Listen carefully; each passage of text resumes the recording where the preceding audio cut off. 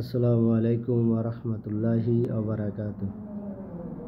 আশা করি আল্লাহর রহমতে ভালো আছেন এবং সুস্থ আছেন।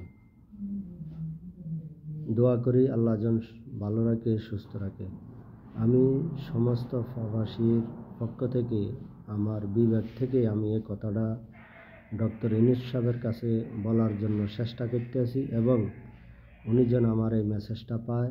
সকলে আপনারা ওনার কাছে এই মেসেজটা পৌঁছাবেন যে আমরা প্রবাসীরা যখন 20 বছর 15 বছর বিদেশ করে যখন দেশে যাই, তখন আমাদের দেশে তেমন পরিশ্রম কঠিন কাজ করার জন্য কারো সামর্থ্য থাকে না, বা কেউ সামর্থ্য রাখে, কেউ রাখে না।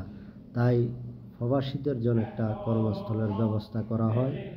সেই দিকে একটু লক্ষ্য রাখবেন, একটু বিবেকটা খাটাবেন।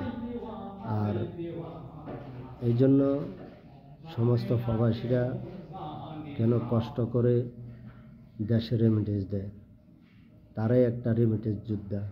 তাই তাদের প্রতিকেও একটু লক্ষ্য রাখবেন, তাদের কথাগুলো একটু শোনার জন্য চেষ্টা করবেন। ভালো থাকবেন, সুস্থ থাকবেন।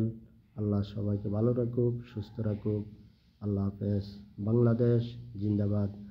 এখন নতুন বাংলাদেশ আমরা দেখতে চাই। আপনার মধ্যে দিয়ে, আপনার হাত থেকে আমরা একটা নতুন তরুণ প্রজন্মের জন্য একটি সুন্দর বাংলাদেশ উপহার দেখতে চাই।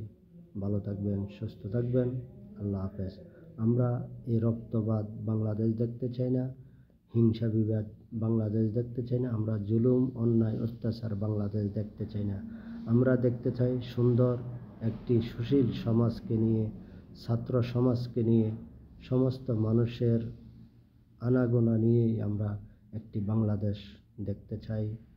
এই মোহাম্মদ ডক্টর ইউনূস সাহেবের তত্ত্বাবধান অন্তর্কালীন সরকারের প্রধান হবেন যিনি, ওনার মধ্যে দিয়ে আমরা একটি সুন্দর বাংলাদেশ পরবর্তী প্রজন্মের জন্য যেন উপহার হিসেবে আমরা দেখতে পারি।